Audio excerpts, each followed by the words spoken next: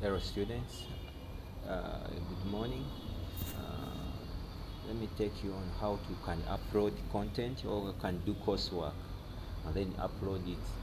So you come to coursework material, this is the coursework list. Then after you click the type of coursework we're going to do. Let me say this: introduction computer applications and operating system. So you come to view, then you view that work, then you download the file,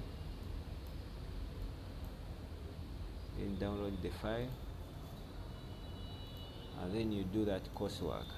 After doing that coursework, then you come back here and then you click add content, then you browse the work you have done, any work you have done, then you upload, then you click save.